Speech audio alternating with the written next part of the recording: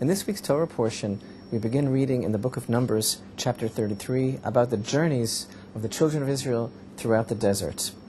And we read, these are the journeys of the children of Israel who left the land of Egypt in their legions under the charge of Moses and Aaron.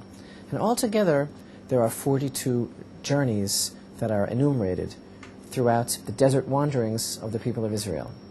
And this is rather interesting, since one of the holy names of God is spelled with 42 letters, and we know that all of the movements of the high priest in the Holy Temple on the Day of Atonement are 42 movements altogether. These verses feature a great deal of repetition. Most of the verses begin with the journeys themselves, and in describing each journey we are told, and they journeyed, and they camped, and they journeyed from, and they camped in, and they journeyed from, and they arrived at. And there is a great deal of repetition, almost as if this is something that is being treated with great care, very fondly, that the words have to be repeated, the same words about each place. So our sages give us a very beautiful analogy about this, in fact. It's the analogy of a king who had a son who was very precious to him, and the son became ill, and it was necessary for the king to take his son far away to pursue a remedy for the boy. And in fact, the child was treated at this faraway clinic by this doctor, and the child became well. And then looking back at the journey, the father, the king, remembered very fondly and with great nostalgia everything that went into their journey, counting all the stops that they made. And the father said, "Oh, here we slept, and here we spent 3 days, and here, do you remember, I remember when we were here, your head hurt you."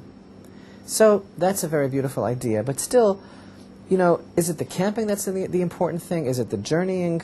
Why do the verses here, if you look in the chapter, why do they have to tell us they camped in such and such a place? It would be enough to tell us that they journeyed from this place, and we know that they camped there.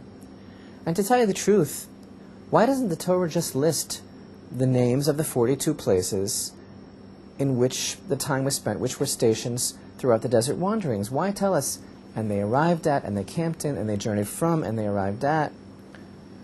So there is a very beautiful tradition regarding these 42 steps, 42 way stations in the desert.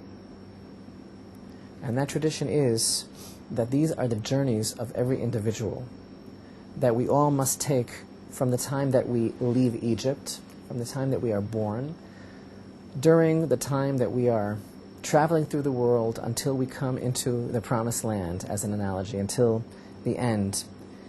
To fix everything that we have to fix, in addition to the absolutely awesome secrets and lessons that can be learned and can be derived from these places and from the very journeys of the children of Israel themselves, of that generation in the desert, there is also a message here for every generation and every individual that we all have to go through some sort of these 42 journeys. It's a microcosm for every person from the moment of birth.